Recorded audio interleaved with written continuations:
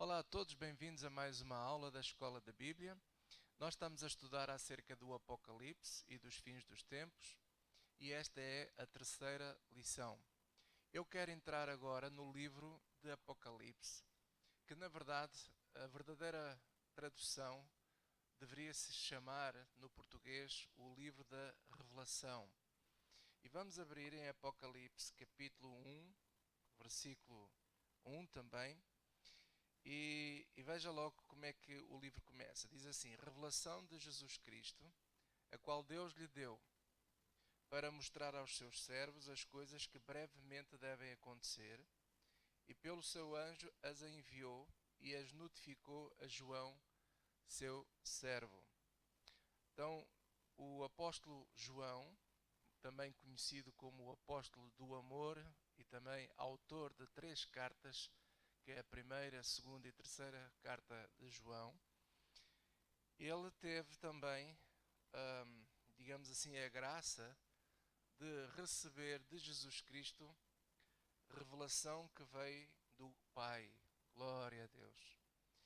E depois diz assim no versículo 2: o qual testificou da palavra de Deus e do testemunho de Jesus Cristo, de tudo o que tem visto. Portanto, referindo-se a João, João foi uma testemunha viva de Jesus Cristo. Depois diz assim o versículo 3, e é muito importante este versículo, diz assim: bem-aventurado aquele que lê e os que ouvem as palavras desta profecia e guardam as coisas que nelas estão escritas, porque o tempo está próximo.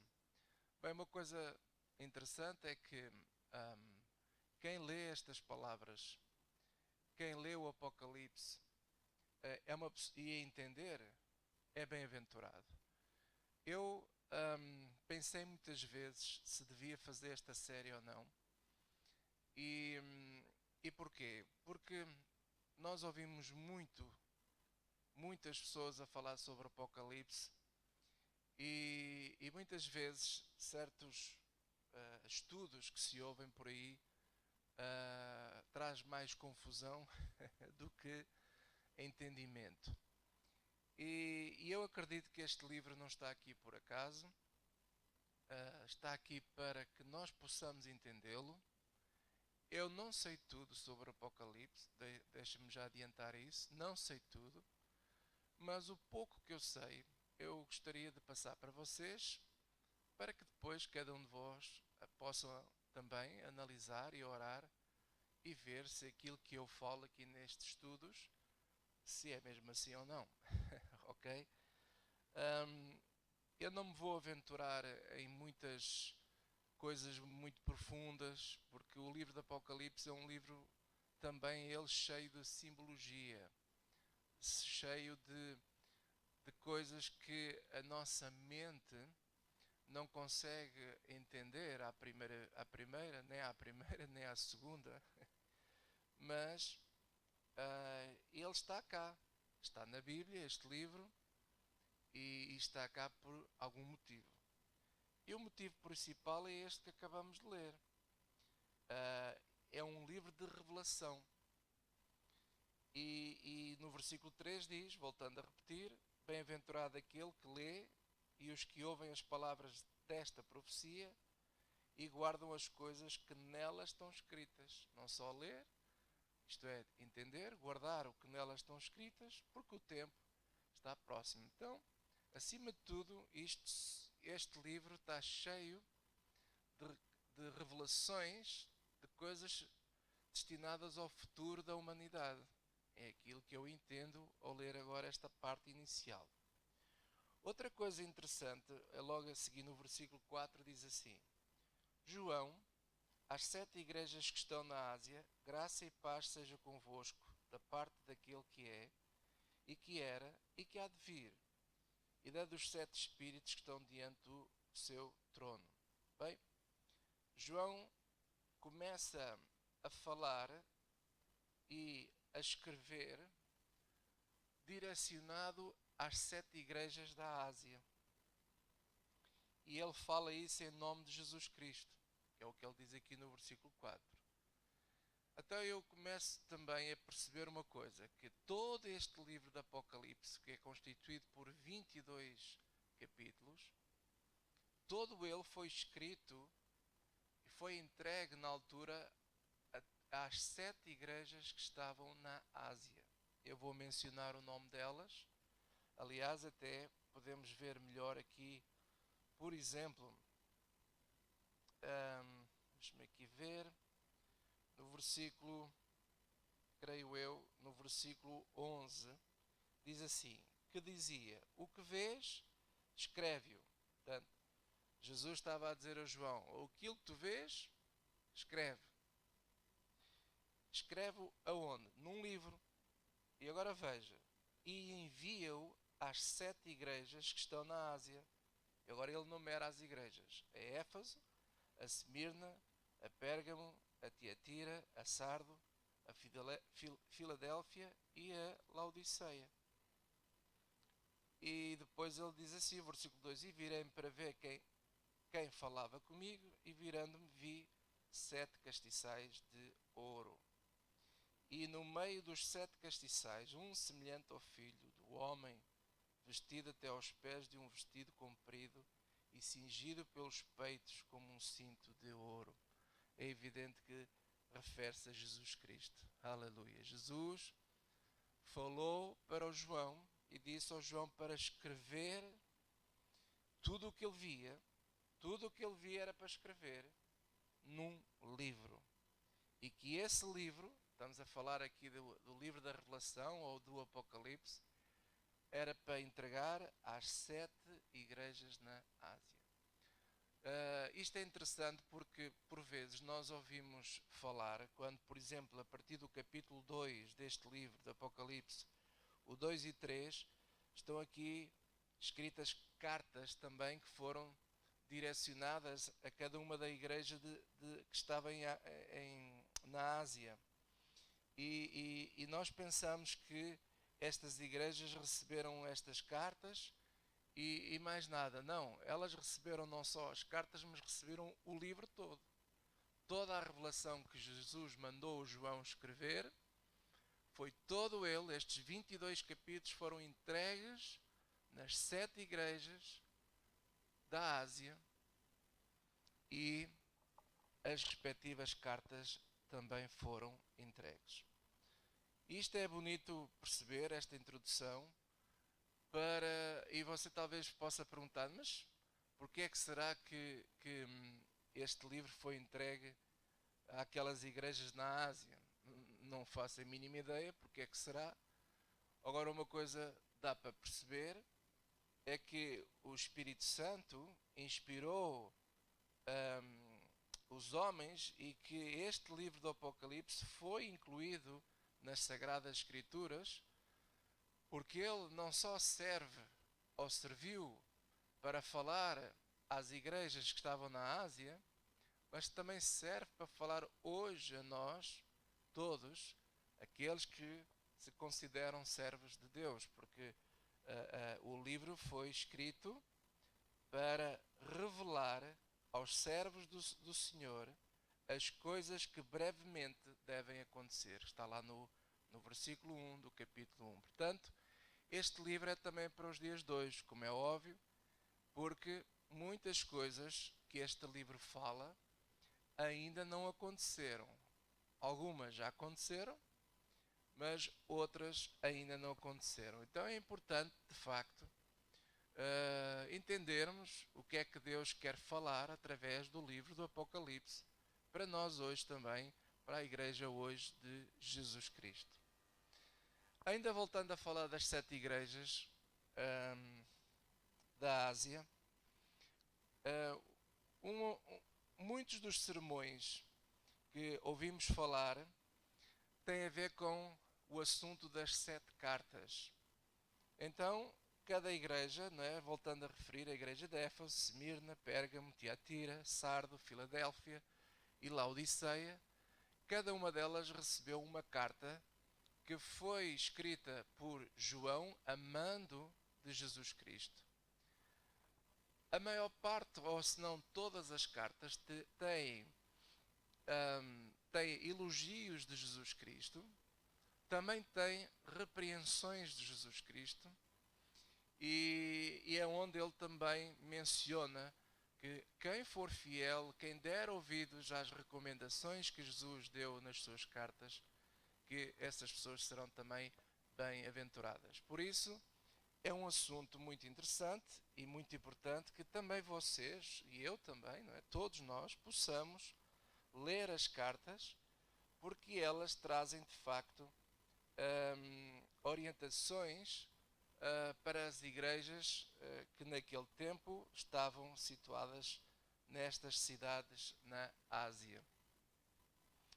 E deixe-me dizer o seguinte, tudo isto já aconteceu. Já aconteceu porque estas igrejas existiram mesmo e as cartas foram mesmo entregues a cada uma destas igrejas. Há quem use o ensino das cartas para mostrar, por exemplo, que os tempos que nós hoje vivemos, que a igreja agora vive, que é o tempo da igreja da Laodiceia, que é a 7ª carta, que está no capítulo 3 do Apocalipse, e vou ler aqui algumas coisas. Capítulo 3, versículo 14, diz assim: E ao anjo da igreja que está em Laodiceia, escreve isto, diz o Amém, a testemunha fiel e verdadeira, o princípio da criação de Deus.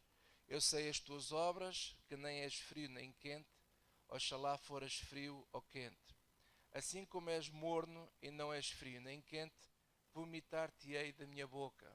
Coisas muito fortes que Jesus falou. Como dizes, rico sou, e estou enriquecido, e nada tenho falta, e não sabes que és um desgraçado, e miserável, e pobre, e cego, e nu.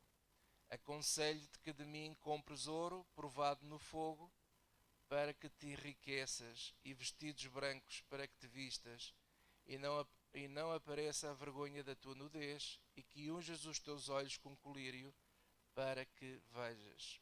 Depois Jesus disse ainda também na carta: Eu repreendo e castigo a todos quantos amo.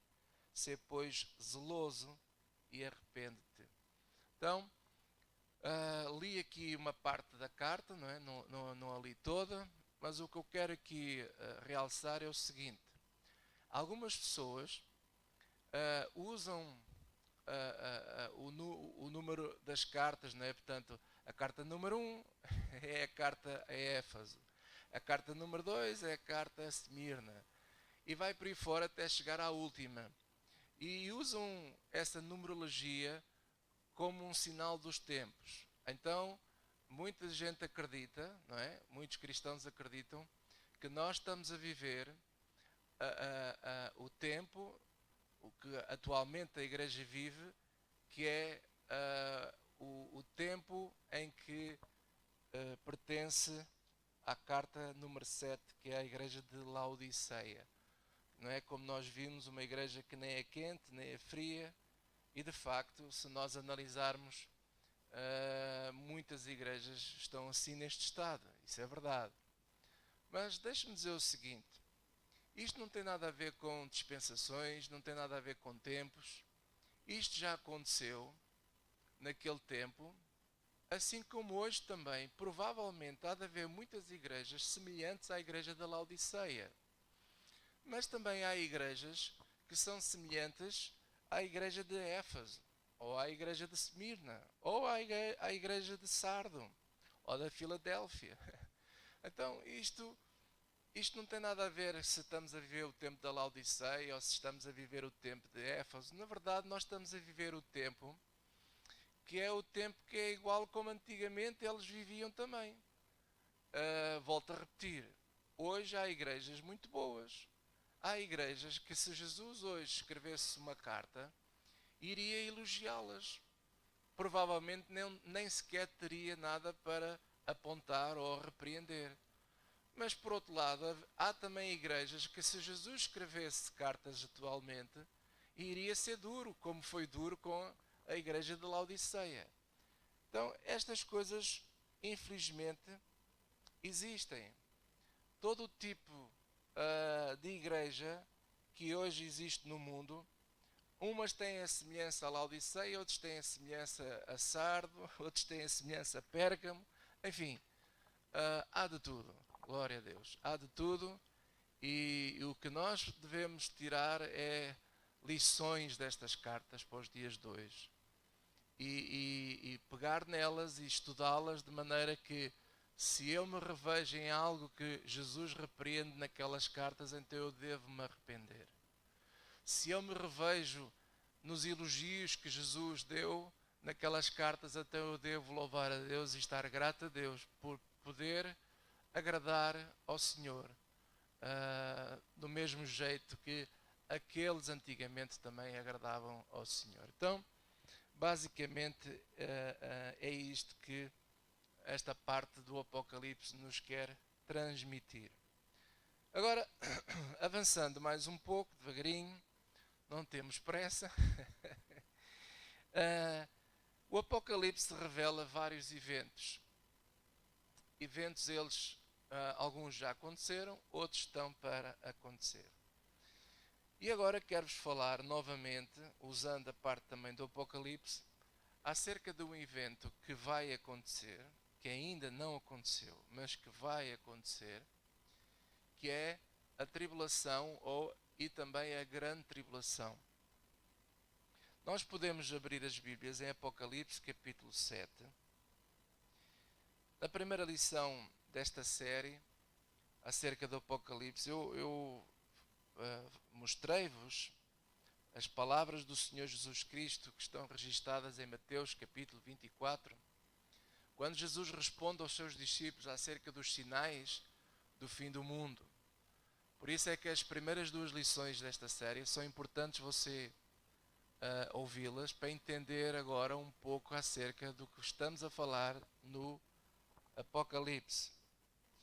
E aqui no capítulo 7, versículo 9 diz assim, portanto o João estava a escrever tudo o que via e ele começou a escrever assim: depois destas coisas olhei e eis aqui uma multidão a qual ninguém podia contar, e todas as nações e tribos e povos e línguas que estavam diante do trono e perante o Cordeiro, trajando vestidos brancos e com palmas nas suas mãos, e clamavam com grande voz, dizendo: salvação ao nosso Deus, que está assentado no trono, e ao Cordeiro.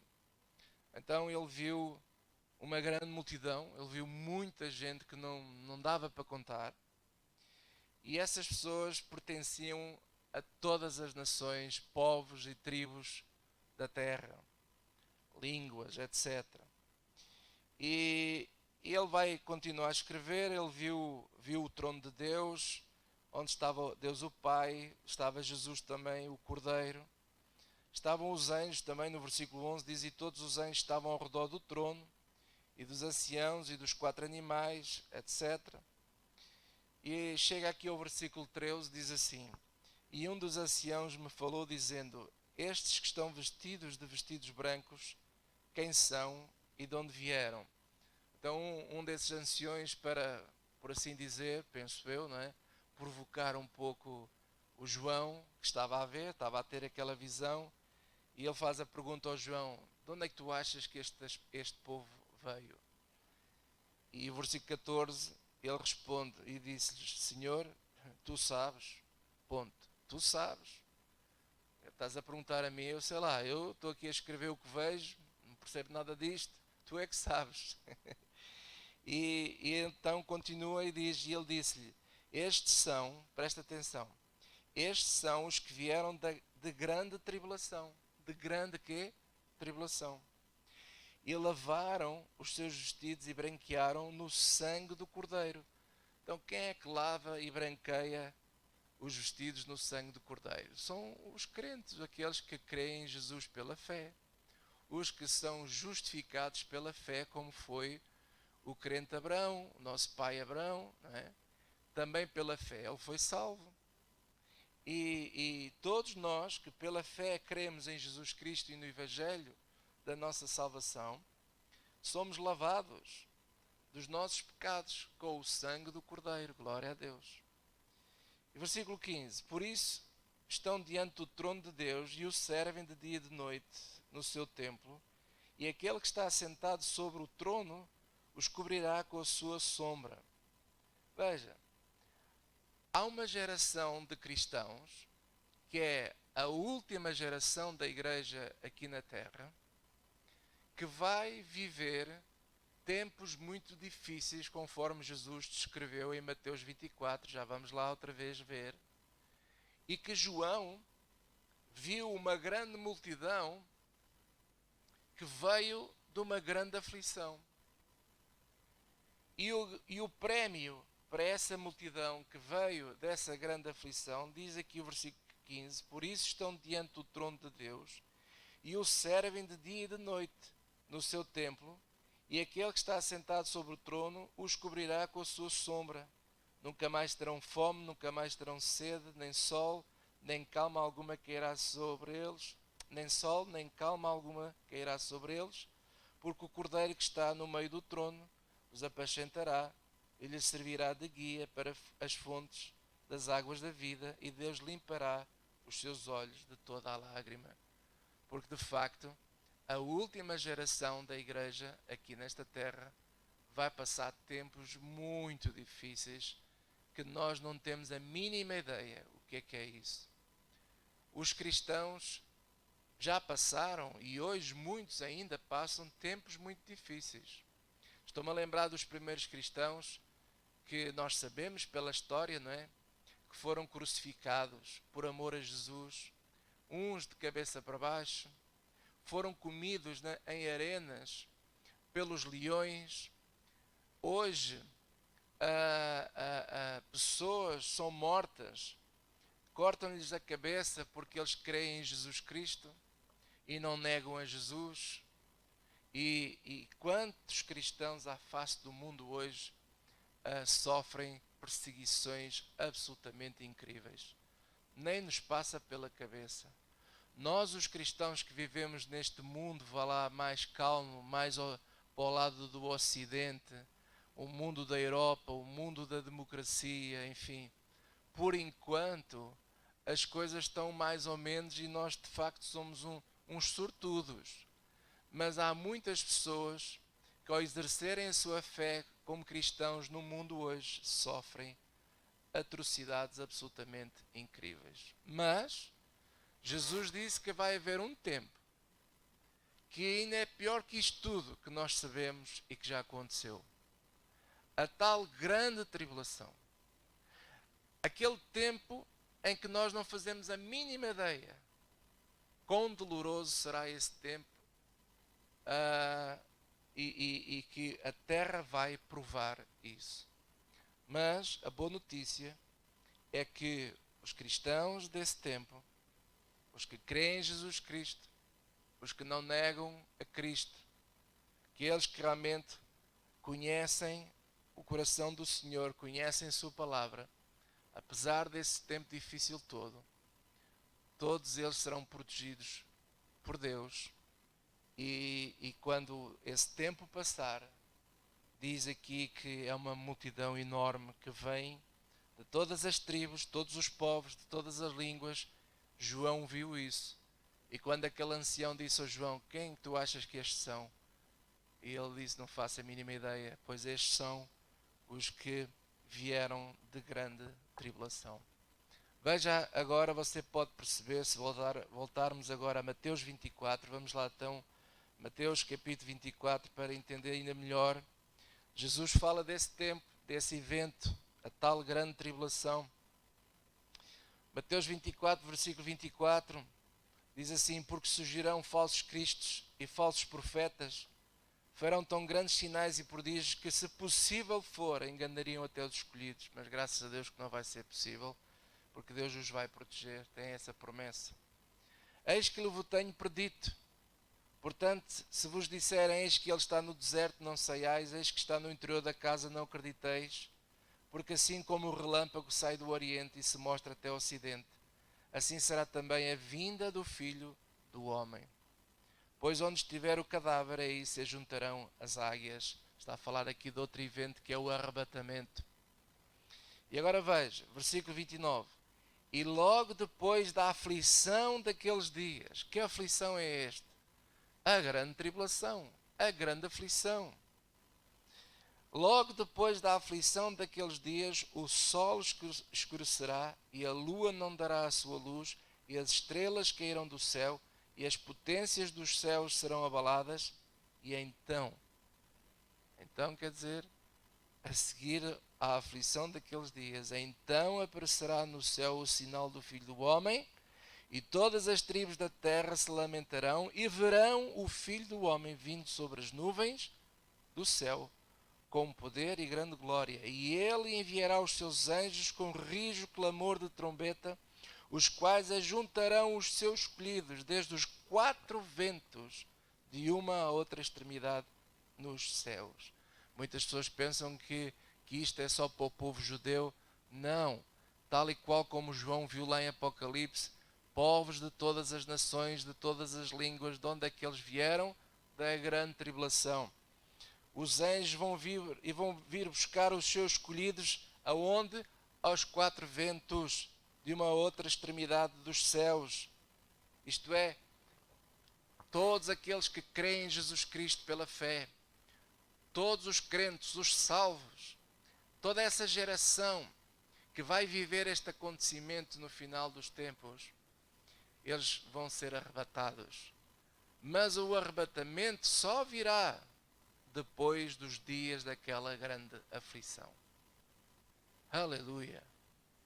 E você pode pensar assim, mas porquê que é importante falar assim? É importante porque hoje há quem acredite que a igreja não está cá porque Jesus vem buscar primeiro a igreja e depois então vem a grande tribulação. Não, isso não é verdade. E porque não é verdade, não é? E estou-vos a mostrar pela Bíblia que não é verdade, eu creio que é justo que esta informação seja registada e está sendo gravada em vídeo e posta disponível gratuitamente para todos os que quiserem ouvir, porque eu creio de todo o meu coração que a última geração da igreja precisa de ouvir isto para estar preparado para estes tempos difíceis. Ora, se nós estamos a ensinar mal sobre este assunto, ninguém está preparado para nada. Atualmente, sinceramente, eu vou-vos dizer que se houvesse uma perseguição de tal ordem, tão forte no mundo ocidente, eu acho que, desculpa a expressão, muitos dos cristãos iriam-se abaixo porque não iam aguentar. A maior parte das pessoas não estão preparadas para estas perseguições que muitos noutra parte do mundo estão a sofrer. Estamos muito fidalgos. Estamos muito acomodados. O mundo ocidental está acomodado. Os cristãos que vivem em países em que a paz ainda reina, está tudo muito, muito acomodado aos luxos, às riquezas, aos bens materiais. E se houver uma perseguição bem séria, ninguém está preparado para nada. Então nós temos que pregar a verdade. E amigo, sou eu que prego estas coisas. E quando alguém diz que a igreja não está cá no tempo da grande tribulação, não se pode falar isso porque não é, a Bíblia não fala isso. O próprio Senhor Jesus não fala isso. E uma coisa engraçada que se vê aqui é o seguinte, voltando ao versículo 29, e logo depois da aflição daqueles dias o sol escurecerá, a lua não dará a sua luz, e as estrelas cairão do céu, e as potências dos céus serão abaladas, e então aparecerá, não é, no céu o sinal do Filho do Homem. Quando Jesus vier, diz a Bíblia que todos os olhos, todo o olho do ser humano vai ver o dia do arrebatamento. E você pensa um pouco. Há uma parte do mundo que poderia estar a dormir. Mas a Bíblia diz que todos os olhos vão ver. Porquê que toda a gente vai ver? Porque no dia em que Jesus vier, o dia do arrebatamento, as potências dos céus, a lua, o sol, vai ter uma agitação tal que toda a gente vai estar acordado. Ninguém vai conseguir dormir nesse dia. E então todos verão. Porque toda a gente vai ter os seus olhos postos no céu. E verão o Filho do Homem, o Senhor Jesus Cristo, vir buscar a igreja. Mas isso só vai acontecer quando, logo após, aos dias da aflição daqueles dias, ao dia da grande tribulação. Meu amado, hoje as pessoas, porque não entendem, não estudam, não sei o que mais quer dizer, têm ideias pré-concebidas que muitas vezes não são as certas. E neste caso, quem acredita que que a tribulação só se dá depois do arrebatamento, está a acreditar numa coisa falsa, infelizmente. E misturam os eventos. A única coisa que o Senhor vai livrar a igreja é do dia da ira de Deus. É que o dia da ira de Deus não tem nada a ver com a grande tribulação. A grande tribulação vai vir provocada pelo anticristo. E o anticristo vai estar aqui na terra no mesmo tempo em que a igreja ainda cá está. E Paulo falou disso. Se nós voltarmos a ler, veja aí 2 de Tessalonicenses, 2 de Tessalonicenses, o Novo Testamento. Paulo fala disso, lembra a igreja disso. No capítulo 2, versículo 1 diz assim: Ora, irmãos, rogamo-vos pela vinda do nosso Senhor Jesus Cristo e pela nossa reunião com Ele, está a falar do arrebatamento, que não vos movais facilmente do vosso entendimento, nem vos perturbeis, quer por espírito, quer por palavra, quer por epístola, como se o dia de Cristo estivesse já perto. Ninguém de maneira alguma vos engane, porque não será assim, sem que antes venha a apostasia e se manifeste o homem do pecado, o filho da perdição. Então o anticristo ainda vai ter que se manifestar. E esse tempo difícil que Jesus fala, desses dias de grande aflição, eles são promovidos, digamos assim, pelo anticristo, porque ele se vai levantar, olha aqui, versículo 4, o qual se opõe e se levanta contra tudo o que se chama Deus, ou se adora, de sorte que se assentará como Deus no templo de Deus, querendo para ser Deus. Então o apóstolo Paulo está a explicar que há certas coisas que ainda vão ter que acontecer antes que Cristo venha buscar a igreja. Amados, a Bíblia é tão clara nisto. E o Apocalipse fala disso, voltando ao capítulo 7, foi o que João viu. Ele viu uma multidão enorme, ele viu a última geração da igreja, que estavam lá, que foram arrebatados. Cristo veio buscar o pessoal, essa geração, não é? Povos de todas as línguas, de todas as nações, aleluia. Jesus vem buscar aqueles que são dele, os seus escolhidos.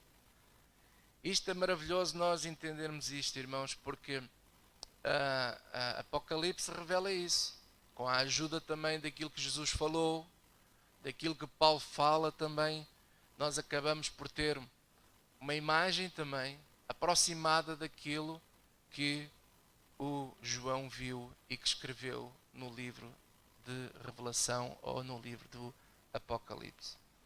Na próxima lição nós iremos falar então acerca do dia da ira do Senhor. O dia da ira é outro evento.